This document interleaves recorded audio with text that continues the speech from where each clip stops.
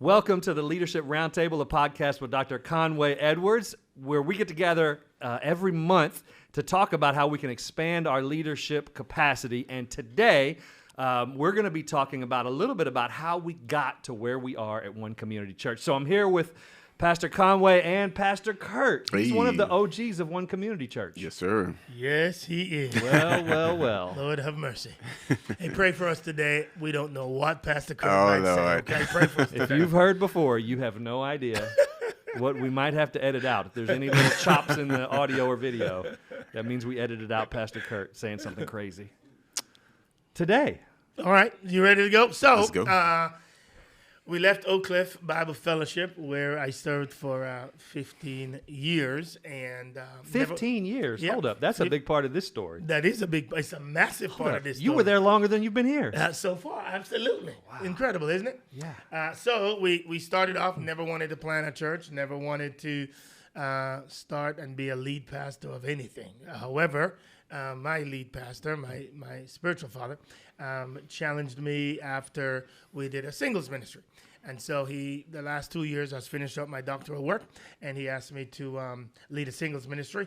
And during that process, I went from, very 20 people or so to like over 1,000 people. And I was shocked. Everybody was shocked. I only did it once a month, but it was an incredible experience, and really honed some skills and abilities there. He saw it, and he thought that I could do more for the island of Jamaica from here than going there. And so that became the start and the birth of praying about what could be possible here in the United States. So that's kind of how it went. That's kind of how we started. And so then we said, all right, let's see. And I promise you, we thought if we had 100 people, we'd be a mega church, and we'd be the most excited people on the planet.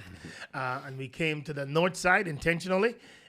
Everybody else wanted to go to the south side. We said, nope. We said we should go on the north side. Here's the simple reason why. Because we thought if you're going to have a predominantly black church, I could do that in Jamaica. I didn't want to have a predominantly black church. I wanted to have a diverse church. So then you couldn't go on the south side either, because if we went on the south side, it was majority African American.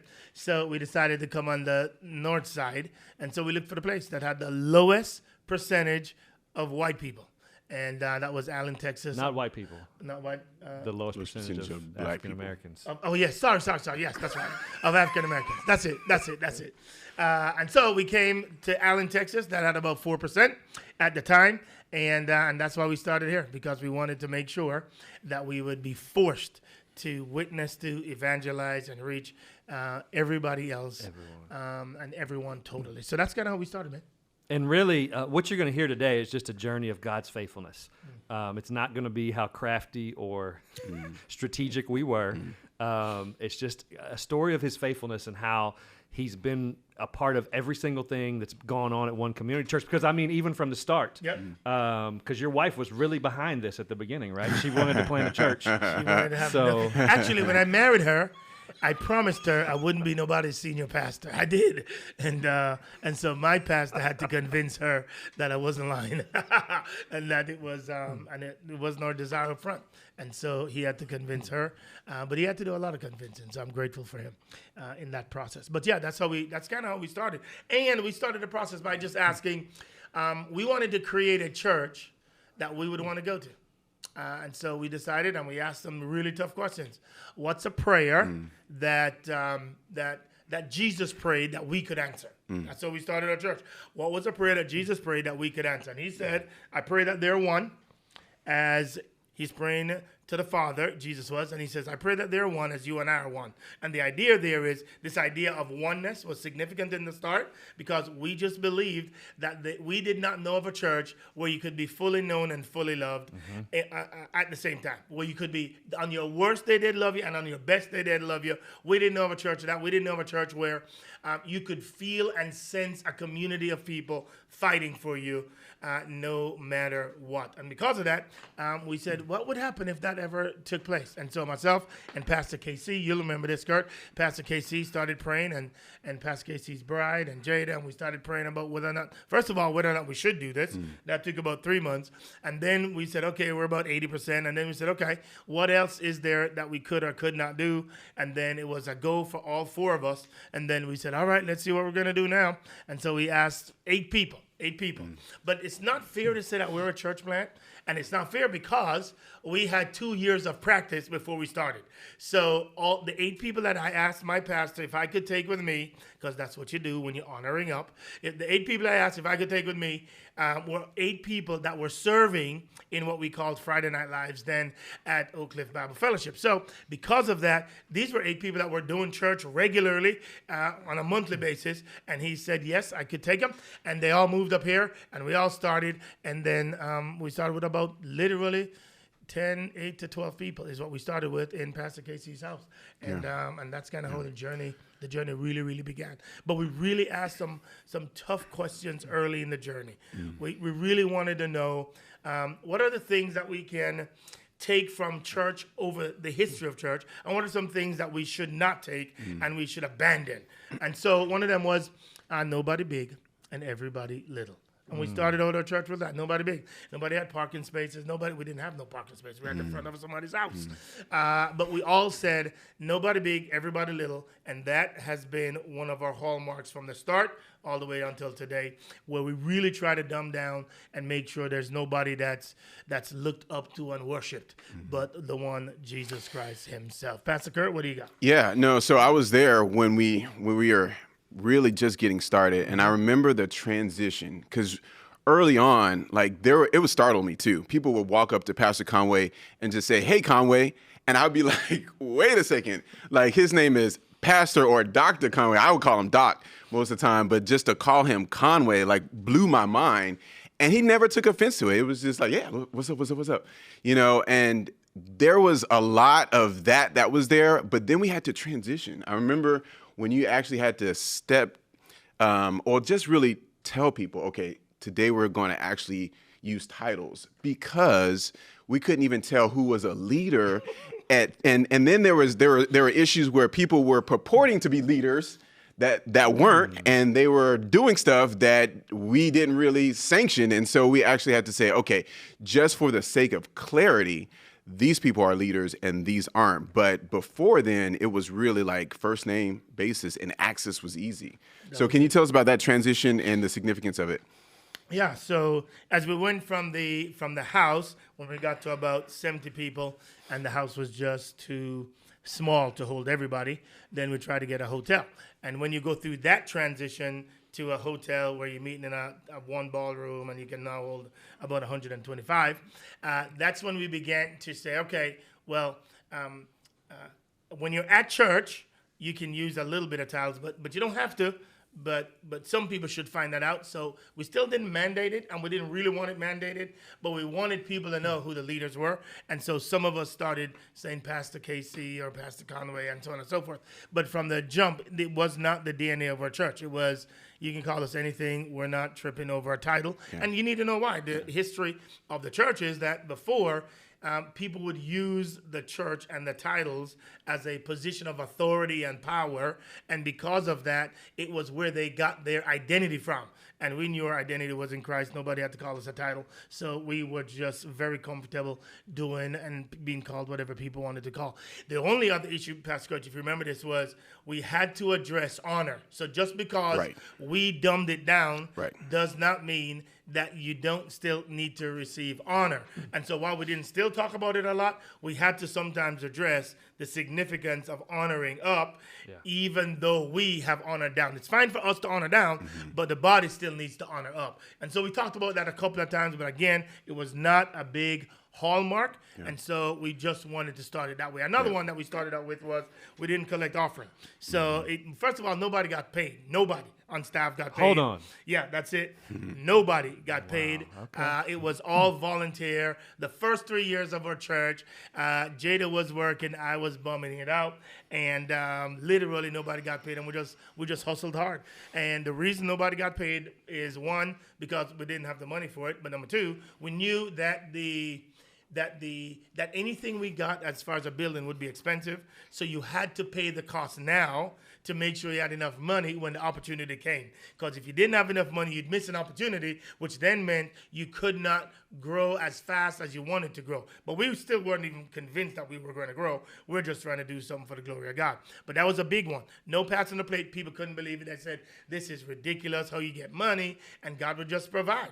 And then number 2, we said, we're going to make sure, as long as it depends on us, we're going to make sure that nobody gets paid. No musician, no pastor. But you can't tell the musician you're not going to get paid, and then you get paid. So it has to be all the way across. Nobody gets paid. We're going to support it. No, because the goal is, everybody listening, you should live off of one income. So since that's the goal, then you manage your expensive so you can live off of one income and be okay. Pastor Kurt, tell us about those things. So on the backside of that, it means that you have to be flexible, because we went through a lot of musicians. Some of them had some illustrious stories, but, because a lot of them had egos and they felt like, man, I can go down the street and get all kind of money, and y'all want me to come up here and do this for free.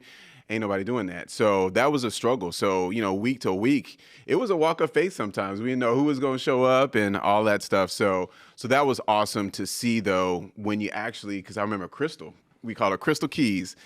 This girl, this woman of God, had just a heart. And then she really carried us for many years. And then when people saw her spirit, then it was like, she was a magnet, and so then she drew in a lot of other musicians as well that had the same heart and same spirit. Yeah, that was a big deal. But the reason you do that is because you care more about somebody's heart than their talent, and God can use the heart of a person that's pure to do greater things than great skill and a bad heart. So we were just convinced of that early. So if we had the right people with the right heart, God will take care of the rest. And so we didn't care much about. We would much rather have A heart and C talent than A talent and C heart. And so our music department was just at best average. And we had to go out of town to get musicians. So for example, that young lady he's talking about, we had to go to the Impact Movement, which is the African American Student College Ministry movement, and we had to recruit her from there. She was going to Dallas Seminary. So we got her, she went to Dallas Seminary, and then she served here while she did it. Same thing with a lot of our worship leaders. We had to go recruit them because nobody would come and work for free. But we wanted to make sure that people that wanted to be here wanted to be on this team in this season for the glory of God. And God just blessed us with some of the most humble, God-loving, incredible people that we got to serve with. And we wouldn't be here today if it wasn't for their faithfulness and their love. You remember Kizzy? Kizzy, I would say she's the second best drummer that we've ever had, because I was the best. Kurt. Oh, here we go. This may be edited. Yeah. Go ahead. But we had an issue with the drummer. We had to replace it, and then I stepped in with my marvelous gifts for a little bit, and then for 2 weeks. That's all we could take, y'all. 2 weeks. 2 weeks. And said, we got to do better than Pastor Kurt right now. But he held us down for 1 week. There we go. It was a little off key, but he held us down. He held us down a little bit. But then she was amazing. Yep. And she just came to church one day and said, hey, I can play drums. And then there you go. Because the Lord will provide for you. As long as you're asking him to provide the need you have, he'll provide. I promise. It happens 1,000 times in this church where he just said, this is the need, God. We don't have anybody. What you going to do? It's your church, not mine, it's your church. What are we going to do? And then he provided. So it was awesome. Yeah. That's cool. Well, there's something I noticed from the beginning that I still see today. Okay. And that's the concept of starting with a team. That it wasn't just you, but you had a core team then. You have a core team now. What's the importance of a team? And I know you talk about the purposes and the person. You have 5 Ps of how you carry something out and how you lead, and just how has that been important from then all the way till now? Yeah, that's a great question. So I've always, doesn't matter where I go. When I was doing ministry in Jamaica, I'd go to Jamaica 4 times a year and develop leaders down there, right? We still had a team. When I was in the singles ministry, we had a team of 45 on our core team that met every single Tuesday, like we do now. And for inspiration, for encouragement, it's all in our book that we wrote on it. But the significance was they have to have your heartbeat. And if they don't have your heartbeat, then all you have is a group of people doing their individual assignments. When you have a group of people that are all on mission for the glory of God, then you have a group that you don't have to inspire and motivate every day because they get it. They have your heart. They have the DNA of what we believe God's trying to call us to create here. And so from the jump, man, we knew, hey, what's the problem we're trying to solve? People don't know Christ, and they need to know to come Christ. What's the second problem you're trying to solve? People say they're Christians, but they're not living like Christians. What's the third problem you're trying to solve? If you're trying to do the first two, then you're going to need leaders that can be developed to help you carry out the first two: redeeming souls, rebuilding lives. The third one is reproducing leaders, and then the fourth one is reshaping community. How do you do that? God says, "Thy kingdom come on earth as it is in heaven." Therefore, it's our job to show the community what a glimpse of heaven might look like if Jesus was ever fully in charge of the community, the city, or the country that you're a part of. And so that's been the case when we were in our singles ministry. It's been the case since we've been as a church, and it's still the case today. We are driven by these 4 R's: redeeming souls, rebuilding lives, reproducing leaders, and reshaping community. What do you got, Pastor Pete? Yeah, we just had a meeting with our founding partners, our founding team, 14 years celebrating. And one person shared something that I thought was pretty remarkable. Willie's, a photographer and all that. But he started off, he was the parking lot ministry. And he shared the story of how you convinced him of the vision of starting One Community Church. And his first job was to park cars. And he just was like, what? There's only like 3 cars, Pastor Conway. Like, what I need to, like, guy, they can find a parking spot. But you turned to him and said, no, you are the parking lot ministry. And so the seed of that was started earlier. So now we've got this amazing parking lot ministry that came out of that. And so in those early years, we see a lot of those seeds that were planted that are coming to fruition. The Tuesday night core meetings. I remember we used to meet at Don Stevens' house around a big old square table. It was like 8 to 10 of us. I've been coming to core for 14 years, Tuesday night. 14 years. But, it was those meetings that you really poured into us, forged the vision. We had knockdown, drag out fights, but at the end of the day, we always loved each other and we always rallied around the same central vision that you just stated there. Not a whole lot of change about those knockdown, drag out fights. I would say quite a bit's changed. In the name of Jesus. Hallelujah. Number one value is biblical authority. That's it. And every single one of those was trying to be biblical and trying to really just do what the Bible says. That's it. When there's foolishness or drama, let's talk about it and not run from it, not have artificial harmony and agreement. And let's confront and it's tough to do that. But that's not the whole point of today. That's right. So we went from the house, y'all, and then in about, I don't even remember how long now, then we went to the hotel. Actually, every semester, we had to do something different. Every single semester, once we started our church. So whether it's the house, to the 1 bay in the apartment, to the 2 bays, to the 3 bays, to the whole hotel, to everything, right? So what's significant is we knew this principle early on, and that is your first building will determine the size of your church. That's so important. Your first building will determine the size of your church.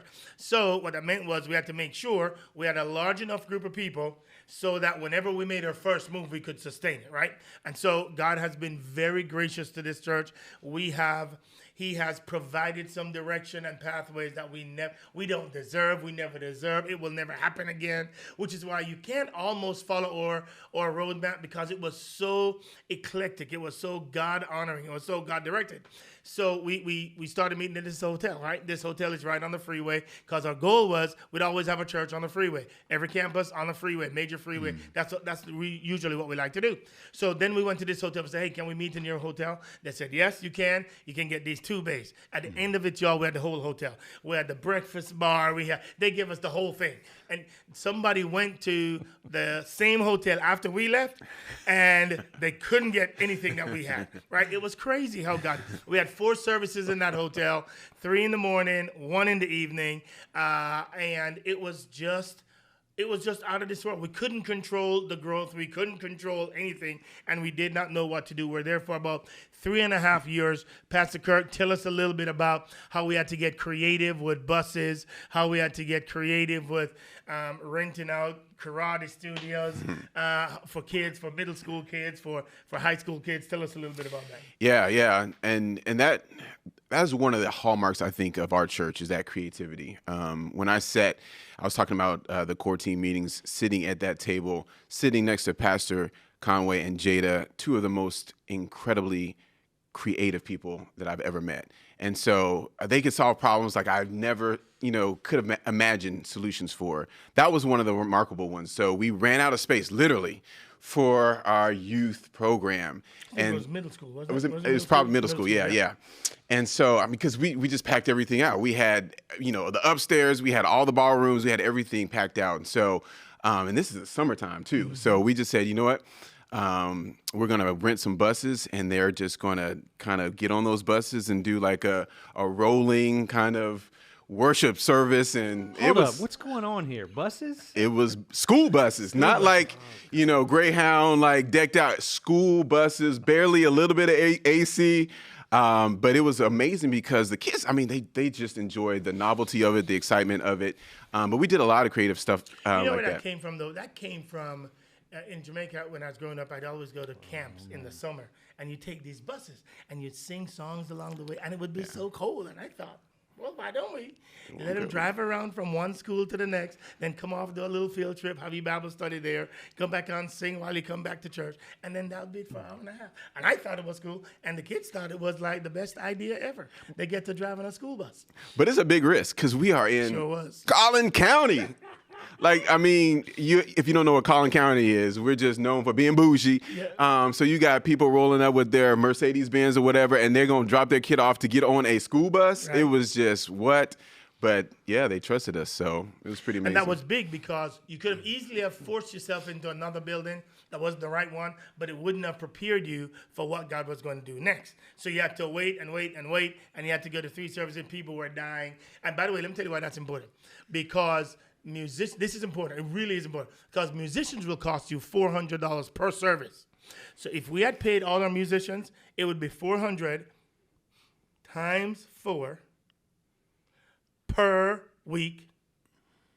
Multiply that times 4. And now you'd have been paying musicians so much, they would have been happy, but the church couldn't have the resources that it took to then get into the church building at Plano that we have today, which meant we needed to save $2 million in 3 years. That's never happened in church planting world before. $2 million in 3 years is what we had to save. No, we didn't know this at the time. We're just saving as much as we could so that whenever our opportunity showed up, then we could pounce on it and not wait on it or not raise the money for it or any of that. So while we weren't getting paid, we were saving. Now imagine you have $2 million in the bank and you're not getting a paycheck. Most people would call that stupid.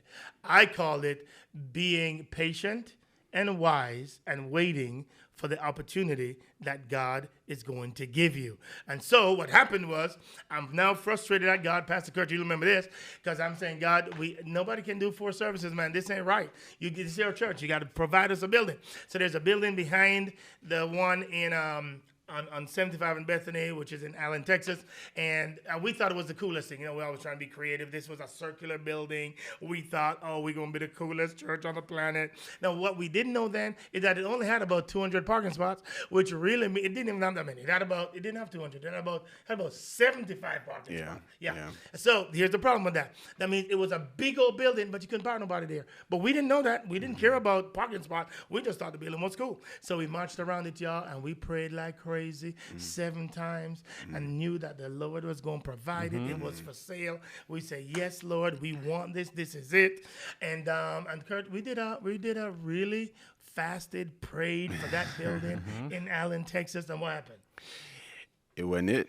It wasn't it. And in fact, there are a couple of other buildings that we went to as well. But I do remember that one, marching around and believing God for that one. And the thing was, everything was better than a hotel. So he's just like, wow.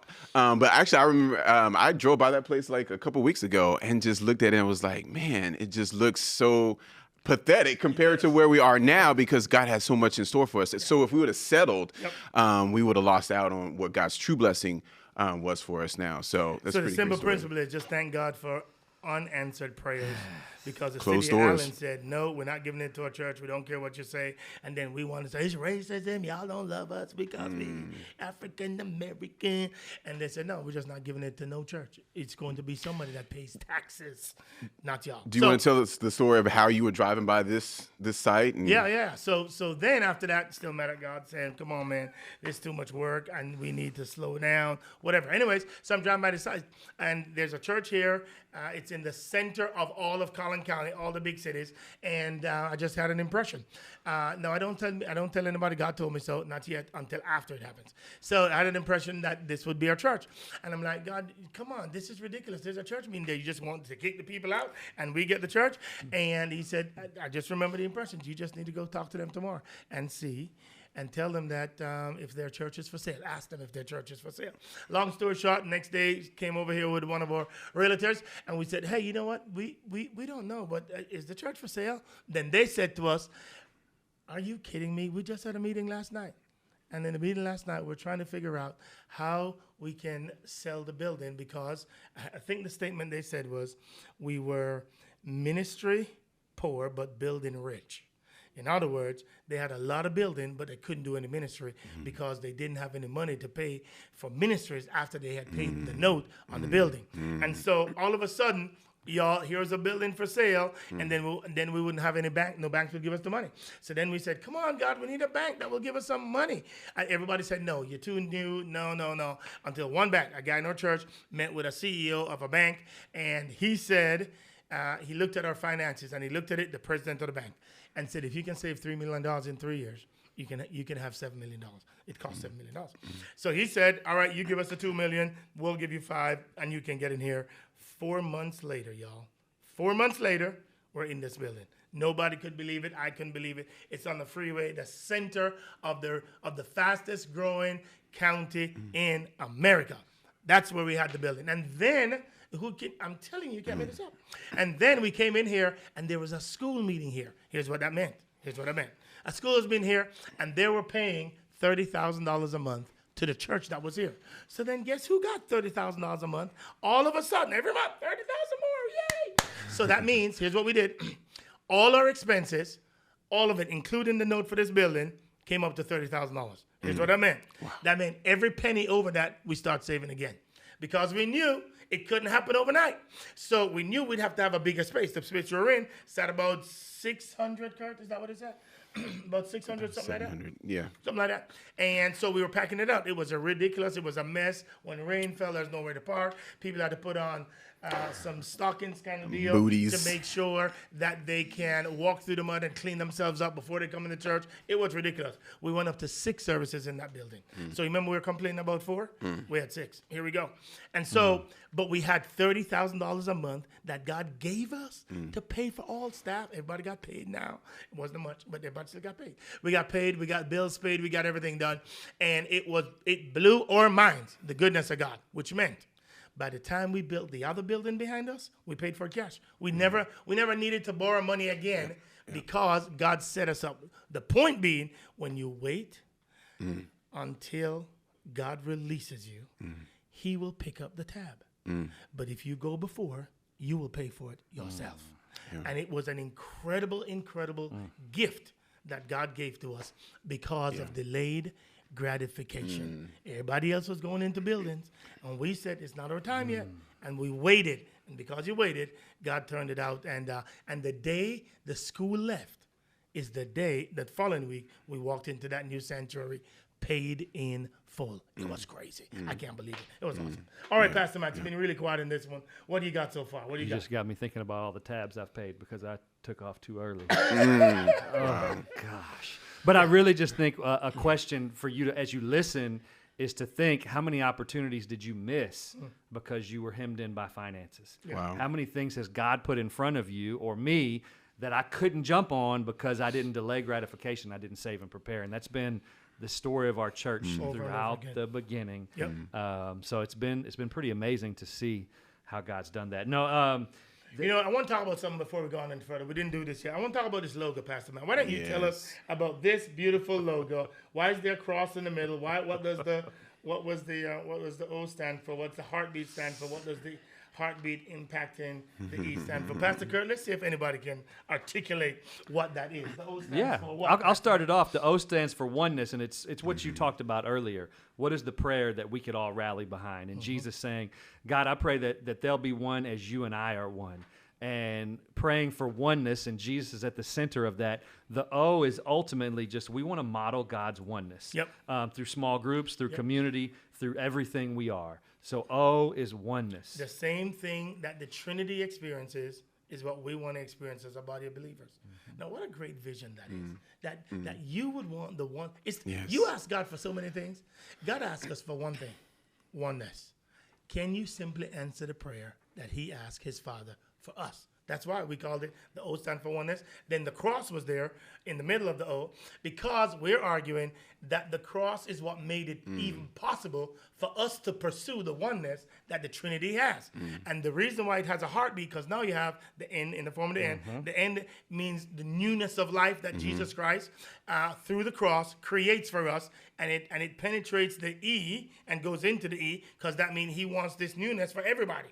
And the church is the ones that begins the process of ultimately coming to fruition when we all get to heaven, when we will be one as Christ, the Father, and the Holy Spirit is one. And so there's a lot of depth in our logo that many people just run by, but it's a significant part of our testimony in our church that we're pursuing oneness. And on your worst day and on your best day, we're going to pursue it, and we're going to love you no matter what. That doesn't mean there won't be discipline. That doesn't mean there won't be clear reprimands, all of that. But we're pursuing oneness the best we know how. And this is actually a new version, didn't it? It was designed. Just be one. Yeah. There was no community church, was it? Nope. There wasn't. So people used to call us. Oh, people my used goodness. to call us the one. The one. The one. So they Still do. Right. So church was one, and they would say, hey, man, I go to the one. Like, you're the only good church. And so we said, no, that's not it. That's not it. It's one. And then we had to add community church because so many people were just saying, I go to the one and only church. It's the best one. And we had to get rid of that. So we called it One Community Church so people have a full name to give it and not just the one. Pastor Kurt, you're going to say No, I'm just going to just shout outs to Jada because she designed it. So she sure just did. got to give her credit for her creativity and putting that together. So, yeah. That was awesome. Cool. All right, so we're picking it up, Pastor Matt, from this building. We're moved in now into our new sanctuary. Tell me the strategy. What was the strategy behind the sanctuary at Plano? So we go from a 600-seater to it's still debatable to this day how many seats are actually in that sanctuary. But we'll just leave that up there. Yep. But what was the strategy behind the size and the footprint of the building now? Yeah, so the idea was because I'm so glad you asked that question because it just reminded me. Oneness is a part of everything we do. So the distance between the stage in what we now call the maze or kids area and the back wall, we said to our architects, we want that same distance in our church. We didn't want the sage on the stage to be all the wise one and everybody else are the peons. So we wanted a compressed community of believers that can all see each other. So if you go, one of the reasons why our sanctuary is so unique and musicians especially love it, because it's a real intimate feel and a real wraparound feel. And the distance between the person on the stage and the back and where the sound booth is the same distance as in our smaller maze experience. And that was all intentional because we wanted a tightness and a oneness and a community feel since that's what we were pursuing. And so we intentionally kept it small because we thought that literally back then we thought the new big is small, so it seats about 1,750, and we didn't want more than that because we thought if you got more than that, one day you couldn't be able to fill it when culture moves and wants small again. And so from that day, we decided we'd do satellite campuses and not just one big 4,000 seat auditorium because we just felt you couldn't do it and you couldn't keep it filled and it wasn't who we were. We were trying to be a community of believers that got close to each other and fought for each other and did all the one another's in the Bible. And we thought the sanctuary we created was fitting to the vision that we believe God had called us to. So from then we went to these campuses, and Pastor Matt, that's where you kind of came in. How many services were we doing here? I think we were doing 4 here, weren't we? I think we and did then we 4. said we had to go to a campus and to the campus model, and then we started with Louisville. Yeah. Talk to us about that, Pastor. What happened there? Well, we and you know, it's really cool as you listen today. I forgot to mention this. You can go to our webpage, visit 1cc.com/leadership roundtable, and there's a cool resource there that'll walk you through everything we're doing today. When we got to going multi-site, I remember Pastor Conway calling me and saying, "Hey, I need you to come help do this," and I was like, "Tell me about it." So So first of all, that's not the truth. It started 3 years earlier. At And I least was 3. asking him, I said, hey, man, I promise you, if you want to get in the big leagues, this is where you need to be. And I literally said those words too. And he said, yeah, no, I love where I'm at. Right. And so I took it almost every 3 months or so. I started by bringing him on staff as a designer so that he could design some stuff, thinking that would catch him. It didn't. So then I started something else, and I probably did it for three and a half years before the Lord finally moved upon his heart. He did move. And rebuked him and said, you better go now. Okay. I'll go along with that. I'll give some simple agreement to that version. And you know, Patrick Conway said, hey, we're going to go multi-site. Come on and help us do this. And I thought, yes, let's do this. And there was already a great team at our Louisville campus that had started about 5 months earlier having preview services. And it was an amazing team. Somewhat Pastor Conway or other teachers from our church would come preach once a month there. Team had grown up and built, and live teaching there, live worship, everything. It was growing, 300 or 400 people there. And then I show up and, hey, we're going to go multi-site, and we're going to do this new model of video teaching. And That's right. Video teaching. They had not experienced that, and that was my first day. Hey, I'm here, and we're going to start our first campus, and we're going to show you the sermon from the Plano campus. Yep. And I'll just never forget that in my first 3 months that I grew that 400 to about 150. You sure did. That's backwards growth. And but we really had a vision that could be duplicated and modeled, and it was going well in some predominantly white churches. And a lot of people in churches like ours said, that will not work. Yep. The pastor has, I need my pastor right here. And a lot of people said, you can't do it. This will not work in this context. It won't work. Why are you doing this? Yep. And then after the first 3 months, I thought, they're right. This is not working. And we just started. Really, the heart was to have a church within driving distance of anybody in the Metroplex. Correct. Yeah. So that they didn't have to drive more than 30 minutes to church. Yep. And we knew that if we could, from the beginning, have a place where people were fully known and fully loved, Yep. and it wasn't just about a sage on a stage, but an experience that connected people to God's purpose for their life, that something special could happen. Yeah. Yeah. But I think that's driven by that very phrase. We didn't want to be known as a church with just a stage on the stage. We wanted a guide by your side. Well, if you want a guide by your side, then we can provide a campus pastor there that can be a guide with you as you go through life, and have one person on the stage at Plano, and we can change them up all we want, but then you still have your guide by your side. And since that was our model, and it wasn't the traditional model of churches that always has to have the smartest guy in the room on the stage, then we thought it would work over time. And we were just blown away as after a while, Pastor Matt killed it to 150, and then he built it all the way back up. And we're just blown away that it happened. Then there again, we thought we had a building. That was another one, Pastor Matt. Yes. Thought we had a building, thought we were going to be fine. And then all of a sudden, we started talking, and then the guy said, yeah, I remember I was in Jamaica.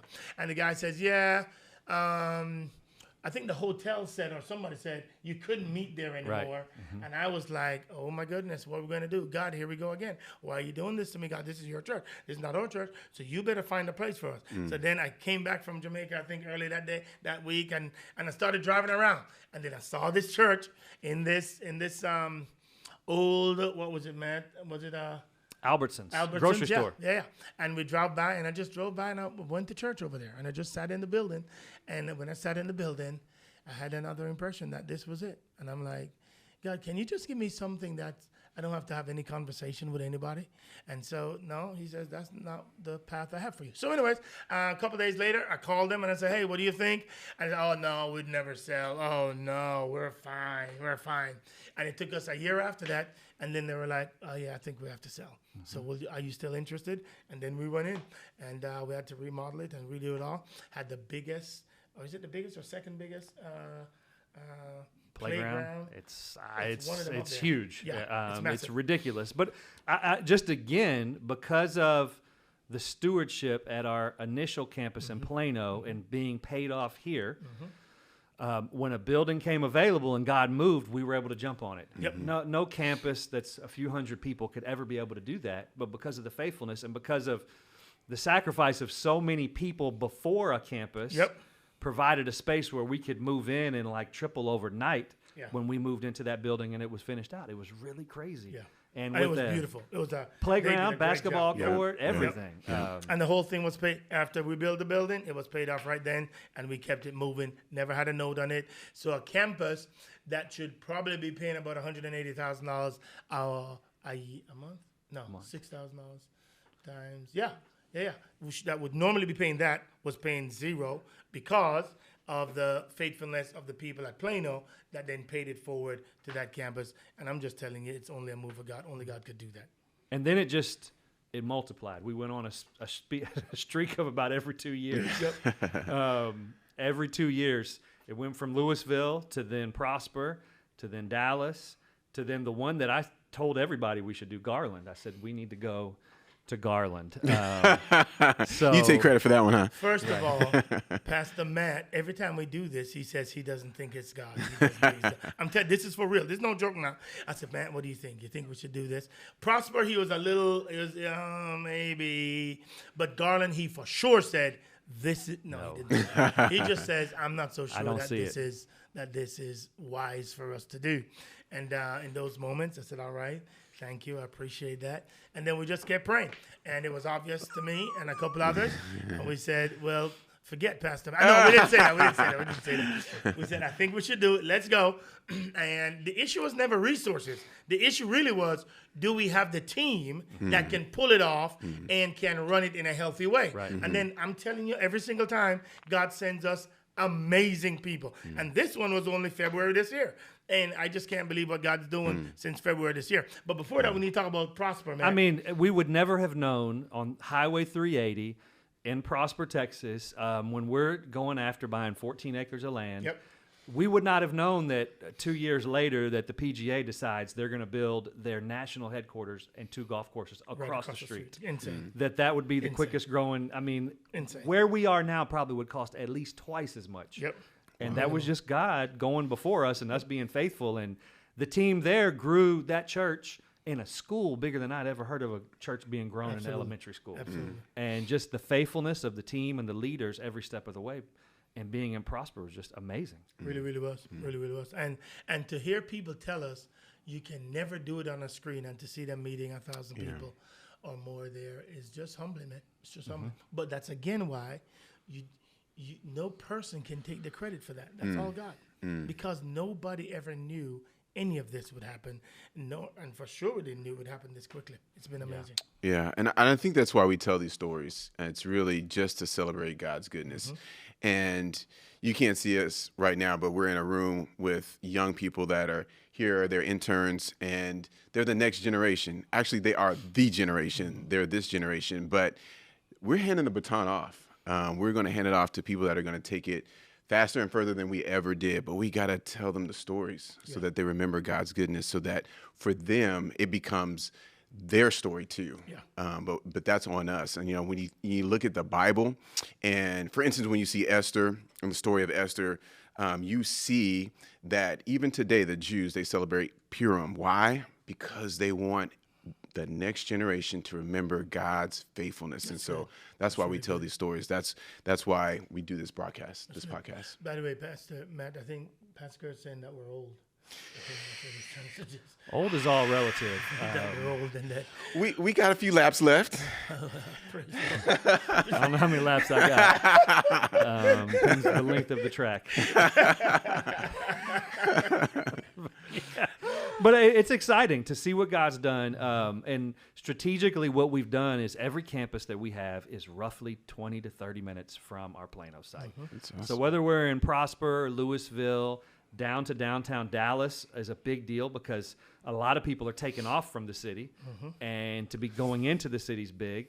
So being in Dallas, then being out in Garland, and there's a couple areas we're looking at still. There's one area we do not go into. Very strategic, right? Yeah, no, for sure. I don't go into anywhere near my my spiritual father's church because that would be disrespectful. It would be dishonoring.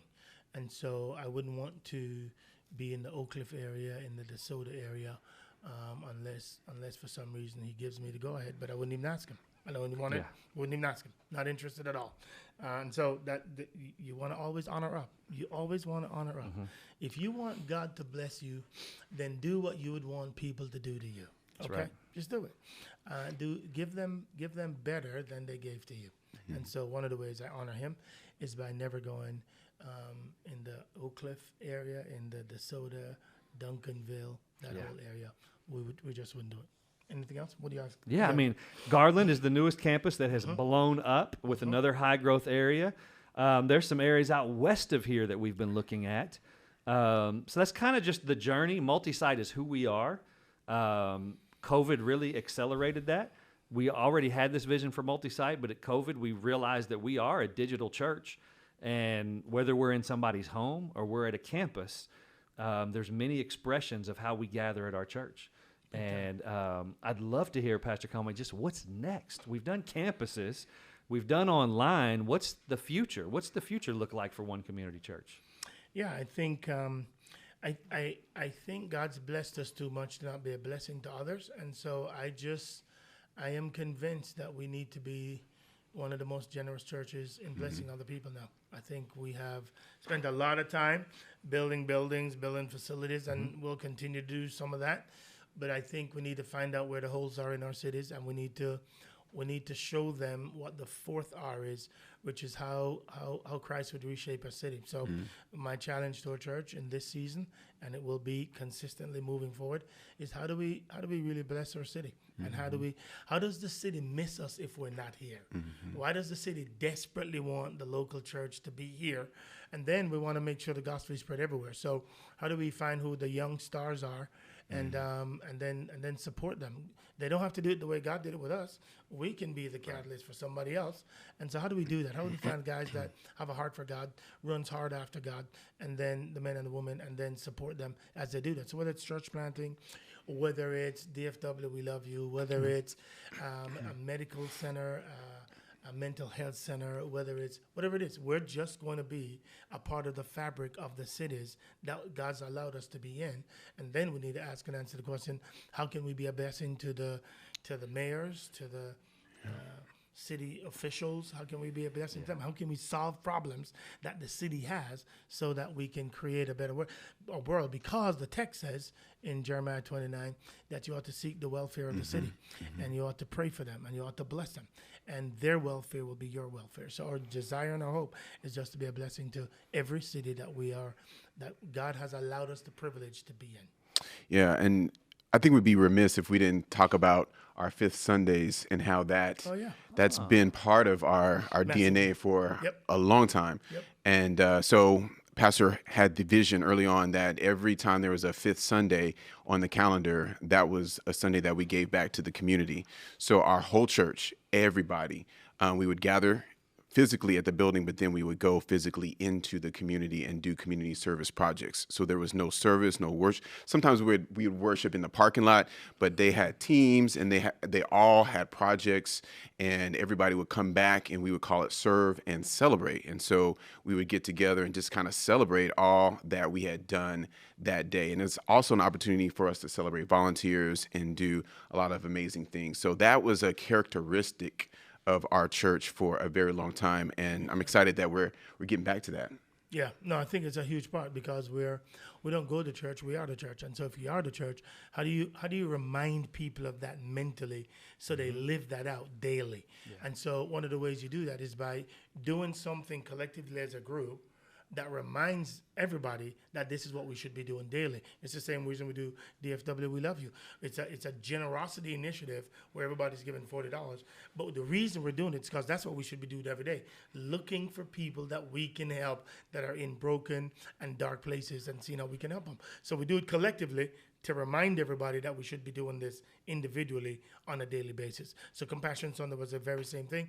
Every fifth weekend we do it. And next year we're going to do our first one. It's a little harder when you have this many people, but we still believe it's core to who we are. We've got to ask and answer the question, what would it look like with God kingdom come on earth as it is in heaven.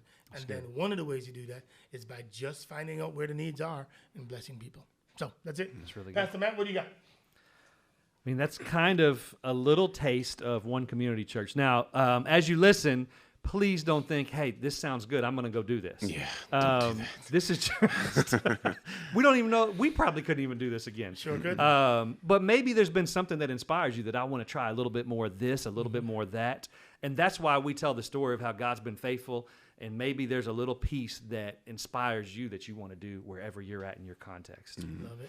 Yeah, Pastor Conway, just one thought.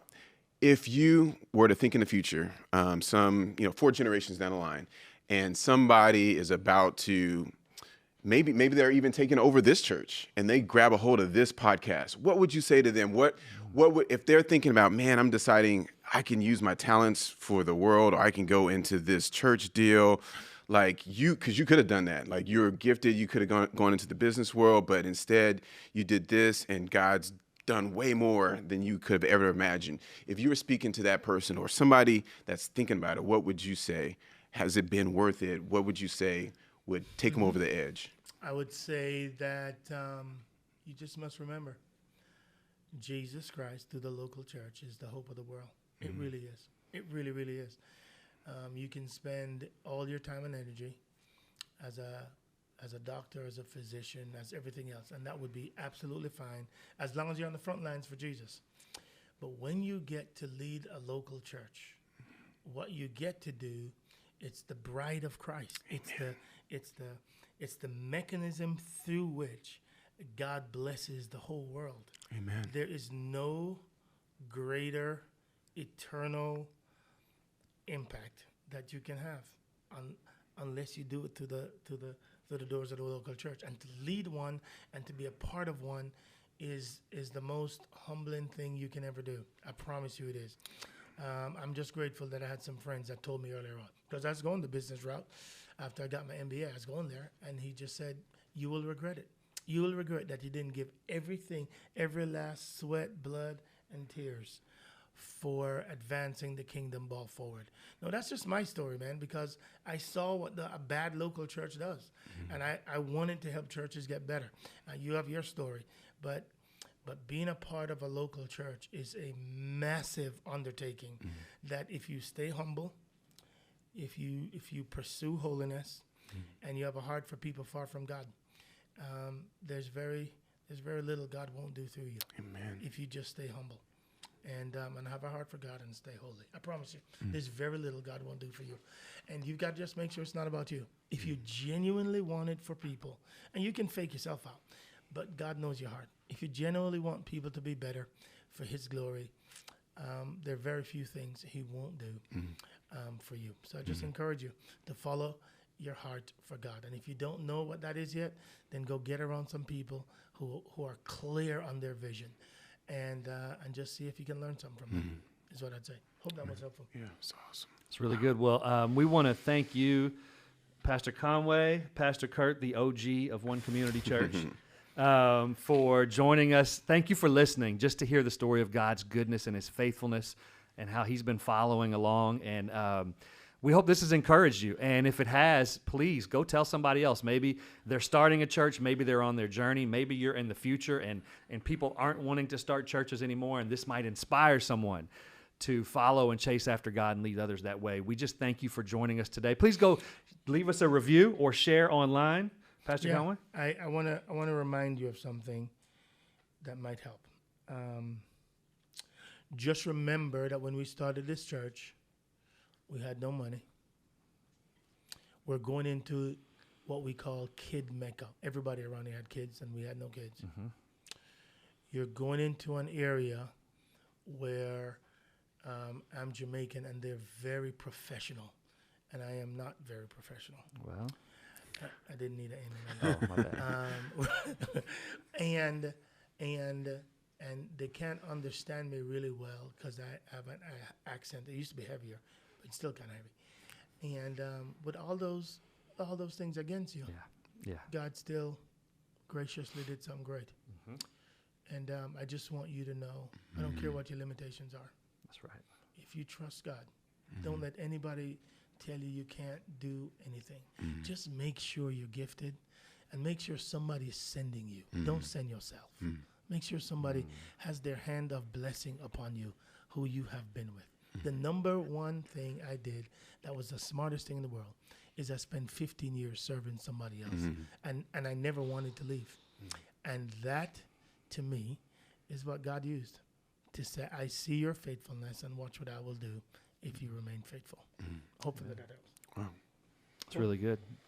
That's our charge. That's our challenge, y'all. Take that to heart and be encouraged as you, whatever limitations you have, like Pastor Conway said, to give it to God. Because when you put what you have in his hands, there's no telling what he can do with it. So thank you again for listening today. Share this, like this. Let us know how this has been a blessing to you. And go to our webpage. Visit 1cc.com/leadership roundtable. You can follow along with us. We'll see you next time. God bless. Thank you so much for joining the podcast today. It has been an honor to have you here with us. Now, just want to remind you that all of the resources we talked about today are available online at visit1cc.com/leadership roundtable. Now, if this has been helpful, leave us a review, go out there and hit subscribe, and more importantly, share this with your team so that everybody can grow. We can't wait to see you next time.